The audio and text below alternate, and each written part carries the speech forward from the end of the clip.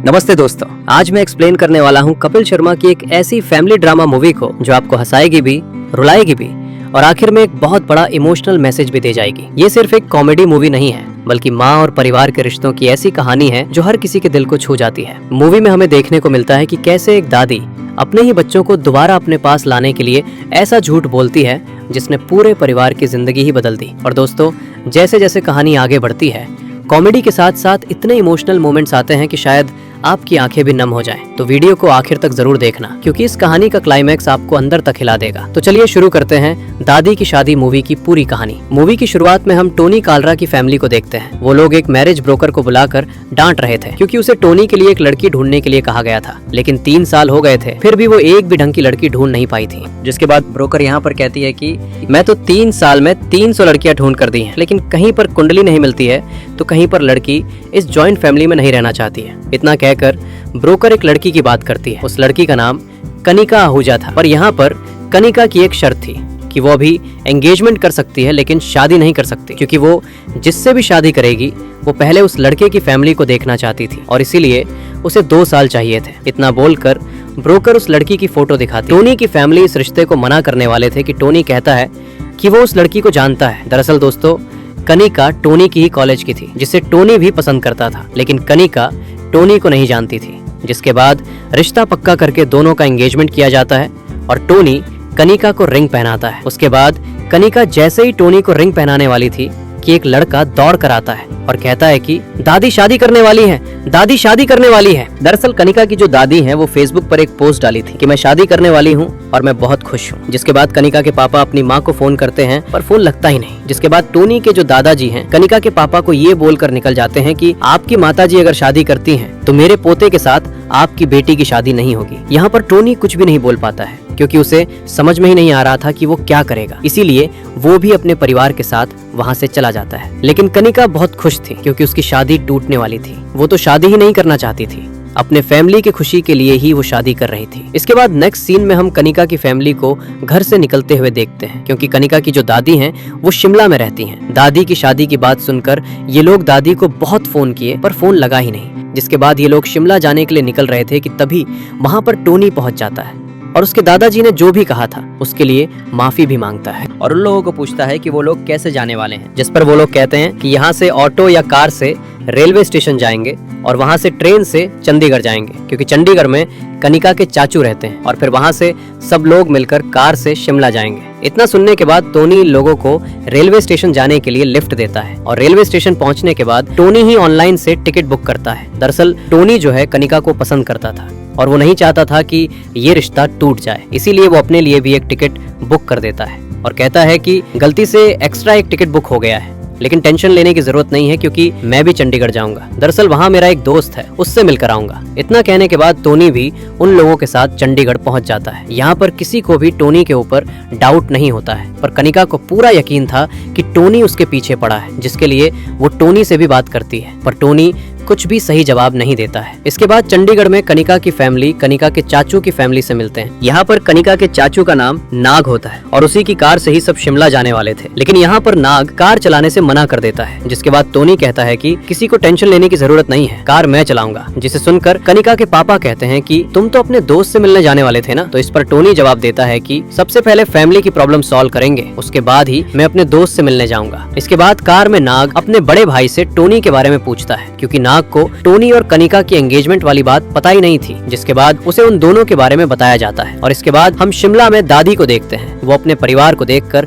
बहुत खुश थी, टोनी से मिलकर भी बहुत खुश होती हैं। जिसके बाद दादी को पूछा जाता है कि क्या वो सच में शादी करने वाली हैं, जिसे सुनकर दादी हाँ बोल देती हैं और नींद आ रही है बोलकर वहाँ से चली जाती हैं। इसके बाद कनिका अपनी दादी से मिलकर अपने और टोनी की बात करती है। दादी को ये सुनकर बहुत दुख होता है कि उनके वजह से कनिका की शादी रुकने वाली है। इसके साथ ही कनिका ये भी कहती है कि उसे उसकी शादी में कोई इंटरेस्ट नहीं है, उसे तो हमेशा के लिए न्यूजीलैंड जाकर सेटल होना था। कनिका अपने परिवार की खुशी के लिए ही शादी के लिए तैयार हो गई थी। इसके बाद नेक्स्ट डे सुबह सुबह दादी वर्कआउट के लिए निकलती है और अपने दोस्तों से मिलती है। यहाँ पर दादी अपने फैमिली के बारे में बताती है। दरअसल दोस्तों, दादी की एक दोस्त की बेटी की शादी थी जिसका नाम हिमानी होता है, इसीलिए दादी ने फेसबुक पर यह पोस्ट किया था कि Himani getting married feeling happy, जो कि ऑटो करेक्ट होकर hi I am getting married feeling happy हो गया, जिससे दादी की फैमिली ने ये सोचा कि दादी किसी से शादी करने वाली है। जिसके बाद दादी की दोस्त दादी से पूछती है कि अपने बच्चों को सच क्यों नहीं बताया, जिस पर दादी कहती हैं कि मेरे बच्चे जब भी मेरे से दूर होते हैं तो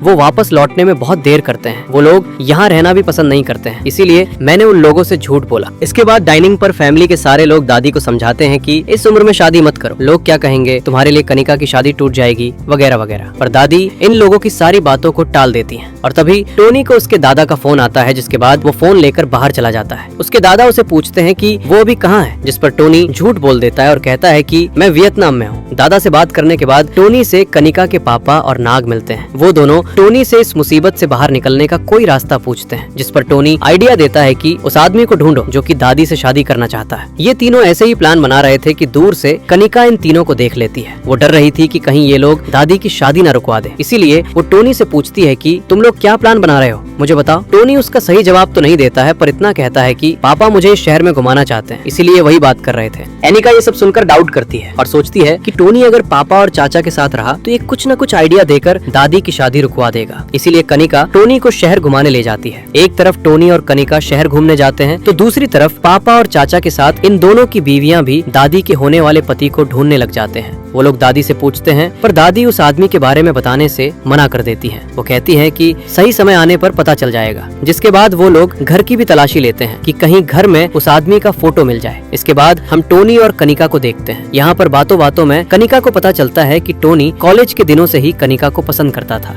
दरअसल ऐसा हुआ था कि एक साहिल शर्मा नाम का लड़का कनिका के पीछे पड़ा था और वो कॉलेज में ये बात फैलाया था कि कनिका और उसके बीच में कुछ चल रहा है, जिससे टोनी को अच्छा नहीं लगा। इसीलिए वो साहिल के नाम से प्रिंसिपल की बेटी को एक लव लेटर लिखा, जिसके बाद प्रिंसिपल ने साहिल को कॉलेज से ही निकाल दिया। नेक्स्ट सीन में हम देखते हैं कि कनिका के पापा और नाग अपनी माँ से कहते हैं कि हम और यहाँ नहीं रह सकते, हम लोग अभी के अभी यहाँ से निकल रहे हैं। उन लोगों को क्या हुआ, किस लिए ऐसे जा रहे हो, पूछने पर वो लोग कहते हैं कि हम लोग आपके बच्चे होकर अगर हमें ये ना पता चले कि हम लोगों का होने वाला बाप कौन है तो हम किस हक से यहाँ पर रहें। इतना कहकर वो लोग अपने अपने कमरे में चले जाते हैं। जिसके बाद दादी को उनकी एक दोस्त का फोन आता है। वो अपने दोस्त को अपना दुख बताती है, जिस पर उनका दोस्त एक आइडिया देता है। इस आइडिया को सुनने के बाद दादी अपने बच्चों को बुलाकर एक आदमी का नाम लेती है, जिसका नाम कैप्टन आदि विष्णु रेड्डी होता है, जिससे कि वो शादी करने वाली है। इसके बाद हम आदि विष्णु को देखते हैं। दादी की जो सहेलियां थी वो लोग आदि विष्णु को दादी का होने वाला पति बनने की एक्टिंग करने के लिए मना लेती है। लेकिन एक दिन आदि विष्णु का एक्सीडेंट हो जाता है और उसका एक पैर टूट जाता है। जिसके बाद दादी और उनकी सहेलियां आदि विष्णु से मिलने जाते हैं। यहाँ पर पता चलता है कि डॉक्टर ने आदि विष्णु को 1 महीने का बेड रेस्ट करने को कहा है। जिसके बाद दादी परेशान हो जाती हैं। लेकिन तभी वहाँ पर एक रिटायर्ड कर्नल थीरन देवराजन की एंट्री होती है। वो आदि विष्णु से मिलने आया था। दरअसल देवराजन जो हैं साल में एक बार 15 दिन के लिए शिमला आते हैं और आदि विष्णु के घर में ही रुकते हैं। देवराजन आदि विष्णु से मिलने के बाद वहाँ से चले जाते हैं और उसके बाद आदि विष्णु दादी और उनकी सहेलियों को देवराजन के बारे में बताता है। जिसके बाद दादी और उनकी सहेलियां ये सोचते हैं कि अगर देवराजन को आदि विष्णु बनाकर दादी के बच्चों के सामने लाया जाए तो शायद वो लोग और कुछ दिन दादी के साथ रह जाएंगे। इतना सोचकर दादी और उनकी सहेलियां देवराजन को दादी के बारे में बताते हुए आदि विष्णु बनने के लिए रिक्वेस्ट करते हैं। लेकिन देवराजन जो हैं वो एक सच्चे इंसान होते हैं, उन्हें झूठ से बहुत नफरत है, इसीलिए वो इस काम के लिए मना कर देते हैं। जिसके बाद दादी देवराजन को ये बताती हैं कि वो जानबूझकर झूठ नहीं बोल रही हैं। वो एक माँ है जो कि हर वक्त अपने बच्चों को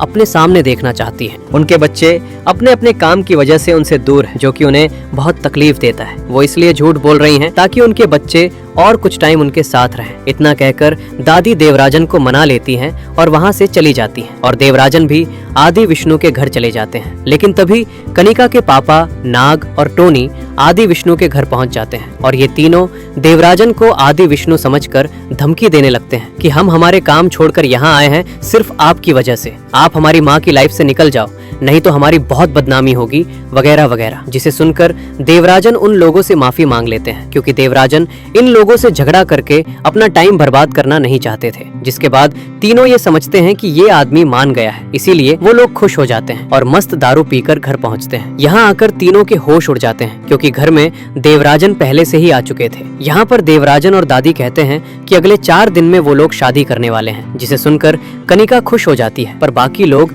टेंशन में आ जाते हैं। इसके बाद नेक्स्ट डे टोनी दादी के परिवार वालों से बात कर रहा था और तभी वो दादी की शादी का कार्ड देखता है। उसे उस कार्ड में कुछ नजर आता है, जिसके बाद वो वहाँ से चला जाता है और किसी को ढूंढने लगता है। शाम को हम दादी के घर में देखते हैं सभी लोग रेडी होकर देवराजन का इंतजार कर रहे थे और तभी टोनी वहाँ पहुँचता है। वो साथ में एक औरत को लेकर आया था। उस औरत का नाम कविता रेड्डी होता है, जो कि आदि विष्णु रेड्डी की सेकंड बीवी है और उसकी पहली बीवी का नाम कलावती रेड्डी थी, जो कि मर चुकी है। इसीलिए आदि विष्णु ने अपना घर का नाम कला कविता कुंज रखा हुआ था। इसके साथ ही कविता भी अपने पति के बारे में कहती है कि वो आदमी सही नहीं है, वो हमेशा डेटिंग ऐप में ही रहता है, औरतों से बात करता रहता है, छेड़ता रहता है, बहुत गंदा आदमी है, मेरा लाइफ बर्बाद कर दिया वगैरह वगैरह। ये सब सुनकर सारे लोग हैरान हो जाते हैं। जिसके बाद कविता वहाँ से चली जाती है और कुछ टाइम बाद वहाँ देवराजन पहुँचता है। जिसके बाद सारे लोग देवराजन को फ्रॉड समझकर बहुत बुरा भला कहकर वहाँ से भगा देते हैं। इसके बाद नेक्स्ट डे सारे लोग अपने अपने शहर जाने के लिए घर से निकलते हैं। सब लोग खुश थे कि आदि विष्णु से उन लोगों को छुटकारा मिल गया है, लेकिन तभी वहाँ पुलिस आ जाती है और टोनी को अरेस्ट कर लेती है। तभी वहाँ देवराजन भी पहुँचता है और कहता है कि टोनी ने मेरे होने वाले परिवार के सामने मेरी इमेज को खराब करने की कोशिश की है और मेरी स्वर्गीय बीवी कविता रेड्डी की आत्मा को ठेस पहुंचाई है। इतना बोलने के बाद पुलिस वाले दादी के परिवार के सामने कविता को लाते हैं और कहते हैं कि ये औरत कविता रेड्डी नहीं है, सुनीता वर्मन है। टोनी इसे 1 लाख रुपए देकर यहाँ लाया था। इतना बोलकर पुलिस वाले दादी के परिवार को भी इस शहर को छोड़कर बाहर जाने से मना कर देते हैं, क्योंकि पुलिस वाले कहते हैं कि आप लोगों का स्टेटमेंट चाहिए हमें। इसके बाद कनिका टोनी से कहती है कि मुझे मालूम नहीं था कि तुम इतना नीचे गिर जाओगे, तुमसे तो मैं शादी करना नहीं चाहती थी, घर वालों की खुशी के लिए ही तुमसे एंगेजमेंट किया था। इतना कहकर वो टोनी को शक्ल ना दिखाने को बोल देती है, जिससे टोनी बहुत हर्ट हो जाता है। इसके बाद पुलिस टोनी को ले जाती है और तभी दादी की बेटी सुनैना की एंट्री होती है, जिसे देखकर कनिका के पापा और नाग टेंशन में आ जाते हैं, पर बाकी लोग बहुत खुश हो जाते हैं। इसके बाद पुलिस स्टेशन में टोनी को पुलिस एक डायरी देते हैं और कहते हैं कि इसमें वो लिखे कि झूठ बोलना पाप है, वो भी 10,000 बार। जिसके बाद टोनी लिखना स्टार्ट कर देता है और पुलिस वाला अपने कैबिन में चला जाता है। यहाँ हम देवराजन और कविता रेड्डी को देखते हैं। तो दोस्तों, ये सब देवराजन की ही चाल थी, ताकि टोनी दादी की फैमिली से दूर रहे, क्योंकि उसे पता चल गया था कि टोनी बहुत चालाक है और आगे जाकर वो कुछ न कुछ प्रॉब्लम क्रिएट कर सकता है। इसके बाद रात को डाइनिंग पर दादी के पूरे परिवार को देखते हैं। देवराजन भी यहाँ मौजूद था। यहाँ पर सुनैना एक प्रॉपर्टी का पेपर बनवा कर लाई थी। वो कहती है कि मम्मी की प्रॉपर्टी लगभग 8 करोड़ की होगी, जिसको कि अगर 4 भागों में किया जाए, यानी हम 3 भाई बहन और मम्मी, तो 2 करोड़ बनता है। मम्मी अगर शादी करती हैं तो बाद में प्रॉब्लम ना हो, इसीलिए मैं ये प्रॉपर्टी का पेपर बनवा के लाई हूँ। इतना बोलकर सुनैना अपने हिस्से की प्रॉपर्टी मांगती है, जिसके बाद बाकी दोनों भाई उसका विरोध करते करते बात इतनी बढ़ जाती है कि तीनों भाई बहन अपना अपना खर्चा बताने लगते हैं कि कौन कितना खर्च किया है अपनी मम्मी के ऊपर और इस प्रॉपर्टी के ऊपर, जिसे सुनने के बाद दादी को बहुत दुख होता है और देवराजन भी हैरान हो जाते हैं। इसके बाद पुलिस स्टेशन में हम टोनी को देखते हैं। उसे जो 10,000 बार झूठ बोलना पाप है लिखने को बोला गया था, उसे वो कंप्लीट करके डायरी पुलिस को दे देता है। इसके साथ ही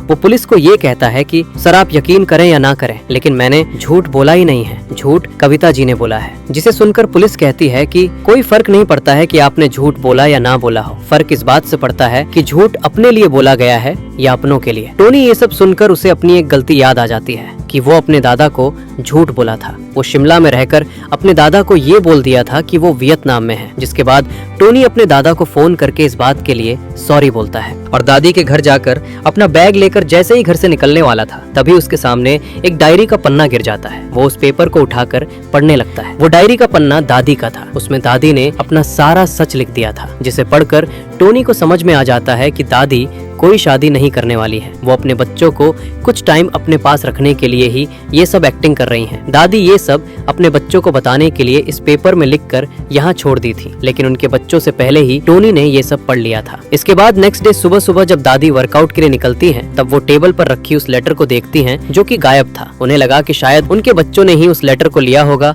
और वो लोग उस लेटर को पढ़ने के बाद शायद उनसे दूर हो जाएंगे। यही सोचते हुए दादी गार्डन में पहुंचती हैं और यहाँ पर वो टोनी के हाथ में उस लेटर को देखती हैं। जिसके बाद दादी टोनी को कहती हैं कि ये लेटर आपके लिए नहीं है टोनी जी। जिस पर टोनी कहता है कि ये लेटर मेरे लिए भी है दादी जी, क्योंकि मैंने भी झूठ बोलकर अपने दादा को तकलीफ दी है। फर्क इतना है कि मैं अपने लिए झूठ बोला और आपने अपनों के लिए झूठ बोला। मुझे एक बार अपनी गलती सुधारने का मौका दो। इतना बोलकर टोनी भी दादी की साइड चला आता है। इसके बाद दादी, देवराजन और टोनी एक साथ मिलकर घर पहुंचते हैं और टोनी को देखकर कनिका चिढ़ जाती है। इसीलिए वो टोनी को जाकर कहती है कि मैंने तुमसे कहा था ना कि तुम अपनी शक्ल मुझे कभी नहीं दिखाना। जिस पर टोनी कहता है कि मैं आदि विष्णु जी का गेस्ट हूँ, इसीलिए मैं जब भी यहाँ आऊँ तो तुम अपना चेहरा दूसरी तरफ कर लेना। इतना बोलकर टोनी देवराजन के लगेज को घर के अंदर ले जाता है। यहाँ पर दादी अपने परिवार को कहती है कि आदि विष्णु अब से इसी घर में रहेंगे और वो जीवन के कमरे में रहेंगे। जीवन जो है कनिका के पापा का नाम है। दादी जीवन को गेस्ट रूम में रहने को कहती है, जिस पर जीवन मना कर देता है। वो कहता है कि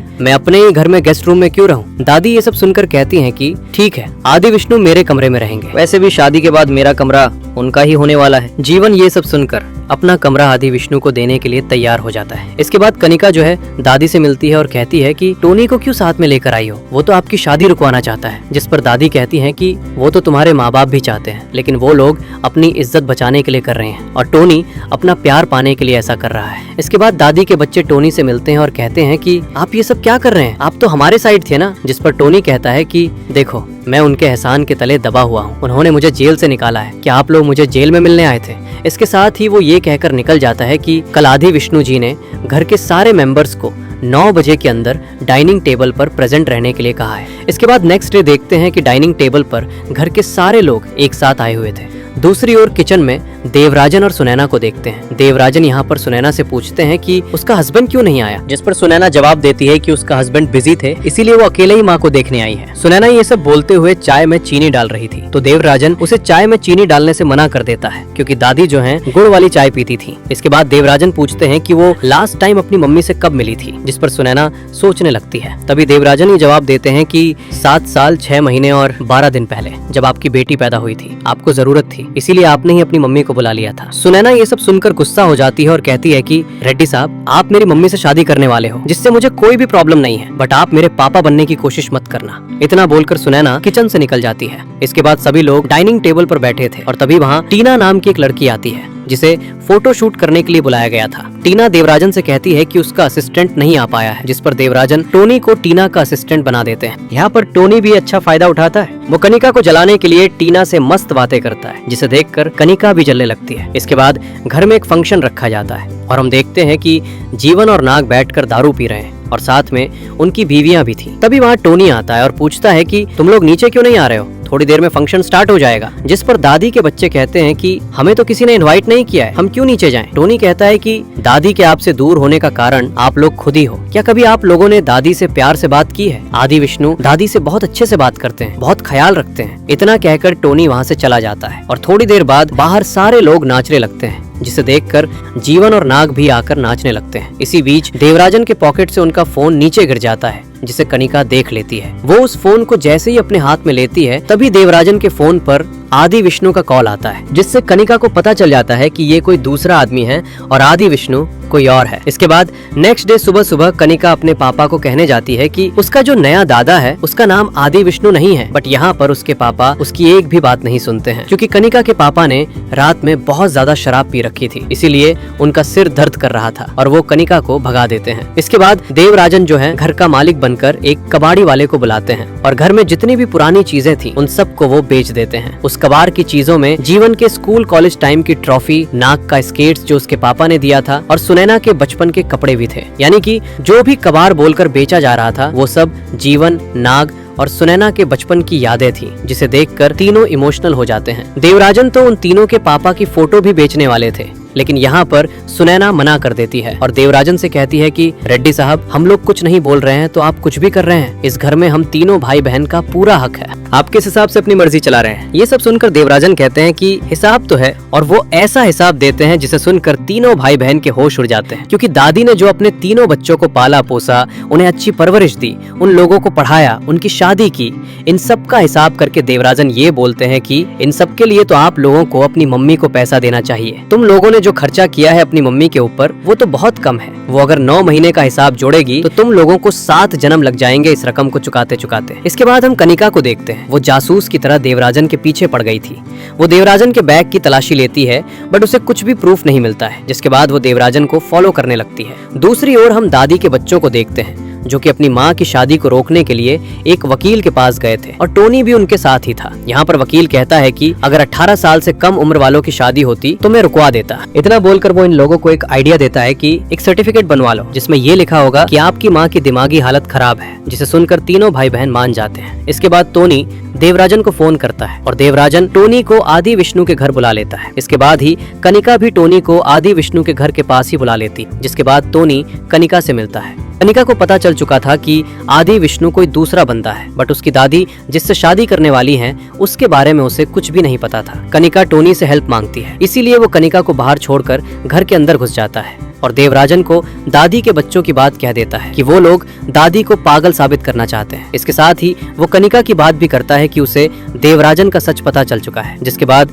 देवराजन और टोनी मिलकर दूसरा प्लान बनाते हैं और बाहर जाकर कनिका से कहते हैं कि इस आदमी का नाम आदि विष्णु नहीं है, इनका नाम थीरन देवराजन है। इतना कहकर वो दादी के बच्चों को दादी की एक सहेली के घर ले जाता है। दादी की सहेली जिसका नाम शक्ति था, उसे और बाकी सहेलियों को भी इस प्लान के बारे में पता था। वो लोग दादी के बच्चों को यकीन दिलाते हैं कि दादी जुआ खेलना स्टार्ट कर दी थी और इसी जुए के चक्कर में वो देवराजन से लोन ले रखी हैं, इसीलिए ही वो देवराजन से शादी कर रही हैं। इसके बाद सब दादी से मिलते हैं और उनके बच्चे उनसे पूछते हैं कि देवराजन से आपने कितना लोन लिया है, हम सारे पैसे चुका देंगे। यहाँ पर देवराजन आकर कहता है कि आपकी मम्मी ने हमसे 17 करोड़ 22 लाख रुपए ले रखे हैं। इतने सारे पैसों की बात सुनकर दादी के बच्चों की बोलती बंद हो जाती है, जिसके बाद देवराजन उन लोगों को घर से बाहर निकाल देते हैं। इसीलिए वो लोग अपनी माँ को अकेले छोड़कर वहाँ से जाने वाले थे कि उनकी माँ की सहेली शक्ति उन लोगों को रोक लेती है, क्योंकि बहुत रात हो चुकी थी। इसीलिए वो लोग शक्ति के घर में ठहर जाते हैं। दूसरी ओर हम दादी को देखते हैं, वो देवराजन से एक